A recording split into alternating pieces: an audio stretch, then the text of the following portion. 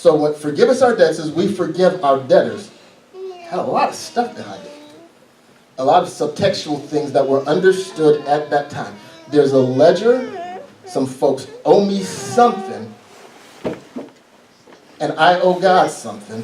Okay. And so as I release this debt, as I walk away from this debt, as I walk away from what is owed to me, I am asking God to also walk away from what I owe him because of how I have shamed him or because of how I have transgressed against him.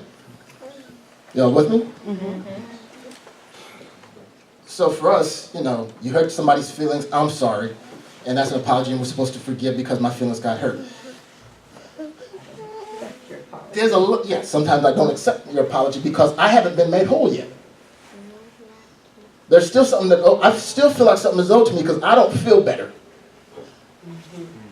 And until I feel better, I can't accept your apology because realistically, I still feel like something was owed to me. And to forgive means that I'm going to walk away from the notion that somebody owes me something. So as long as I'm attached to that, I haven't really forgiven them, even though I say that's okay, I accept your apology, and I go and cry to my mama because of what she did, or I go fuss to Carmen about what this fool did and how they acted stupid and they should have known better. And yeah, I said fool. Right. When that's still there, I still feel like they owe me something. I'm still mad I lost something. So, beyond all that stuff, interesting Bible history. Had anybody heard of the year of Jubilee before? Mm-hmm. Anybody heard of the Sabbath year before? Forgiveness of debts, clearing off the books. Oh my God. That would be really nice if we did that, but we live in a capitalist economy. So aside from just being an interesting Bible history, this sets a stage for a deeper understanding of the dynamic of forgiveness.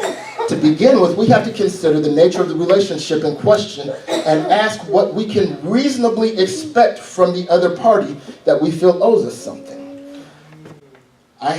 Should have a different expectation from those who have declared themselves my enemy than I do from those who declare myself family, than those who are just somebody that I really don't know all that well and maybe I bump into them sometimes. The expectations from them should be dictated by the nature of the relationship that we have with them. Secondly, we have to ask ourselves whether or not we actually have a legitimate claim. Just because, I hate to bust anybody's bubble, and I know this is not always a comfortable truth to have to deal with, but just because I feel like somebody owes me something does not mean they actually owe me something. So we have to ask, do I actually have a legitimate stake or claim?